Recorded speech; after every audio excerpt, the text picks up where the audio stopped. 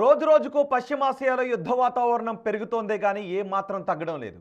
అమెరికాకు చెందిన F-35 lightning 2 stealth విమానంపై Iran బలగాలు దాడి చేశాయి. ఈ ఘటనలో ఒక విమానం దెబ్బతింది. దీంతో పైలట్ సమీపంలోని అమెరికా సైనిక స్థావరంలో దాన్ని అత్యవసరంగా ల్యాండింగ్ చేశాడు. ఇరాన్ గగనతలంలో ఉన్న యుద్ధ విధుల్లో ఉన్న F-35 విమానంపై ఇరాన్ క్షిపణి ప్రయోగించిందని అమెరికా సెంట్రల్ కమాండ్ ప్రకటించింది. ఆ దృశ్యాలు మీరు చూస్తూ ఉన్నారు. ఇప్పుడు మీరు చూస్తున్నది స్టెల్త్ యుద్ధ విమానం, స్టెల్త్ టెక్నాలజీ ఉన్న యుద్ధ విమానం. అంటే శత్రు దేశాలు ఉపయోగించే క్షిపణులను సైతం తప్పించుకుంటూ వెళ్ళి శత్రు దేశాలపై దాడి చేస్తుంది. ఇది F-35 లైట్నింగ్ 2 స్టెల్త్ విమానం. దీనిపైనే ఇరాన్ ప్రయోగించింది, అదిగో మిసైల్ ప్రయోగించింది. ఆ విమానం ఇరాన్ ప్రయోగించిన మిసైల్ దాడిలో దెబ్బతినడంతో దాన్ని వెంటనే అమెరికా సైనిక స్థావరంలో అత్యవసరంగా ల్యాండ్ చేశాడు పైలట్. ఇరాన్ గగనతలంలో ఉన్న యుద్ధ విధుల్లో ఉన్న F-35 విమానంపై ఇరాన్ క్షిపణి ప్రయోగించిందని అమెరికా సెంట్రల్ కమాండ్ ప్రకటించింది. ఈ దాడిలో విమానం దెబ్బతిన్న పైలట్ చాకచక్యంగా వ్యవహరించి సురక్షితంగా ఆ విమానాన్ని నేలకు దించాడు. ఈ దాడిలో పైలట్కి ఎటువంటి గాయాలు కాలేదు అని అధికారులు చెబుతున్నారు. పశ్చిమాసియాలో రోజు రోజుకి యుద్ధ వాతావరణం పెరుగుతోంది. యుద్ధం మొదలైన తర్వాత అమెరికా అధ్యక్షుడు ట్రంప్ ఏమన్నాడో మీకు గుర్తుందా? ఒక 2-3 వారాల పాటు ఈ యుద్ధం కొనసాగొచ్చు అని.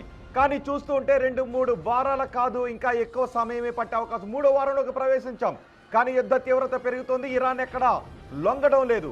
అమెరికాకు చెందిన ఈ స్టెల్త్ విమానం, నిజానికి స్టెల్త్ విమానం అంటే రాడార్ వ్యవస్థను కనుగప్పి మరీ శత్రు దేశంలోకి ప్రవేశిస్తుంది.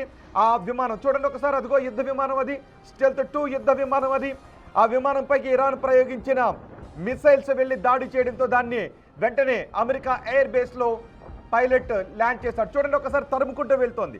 ఆ యుద్ధ విమానం వచ్చి ఇరాన్ గగనతలంలోకి ప్రవేశించి అక్కడ బాంబులు కురిపిస్తూ ఉంటే ఇరాన్ ప్రయోగించిన ఒక మిసైల్ దాన్ని తరుముకుంటూ వెళ్తున్న దృశ్యాలు మీరు బిగ్ టీవీ స్క్రీన్ పైన చూస్తున్నారు.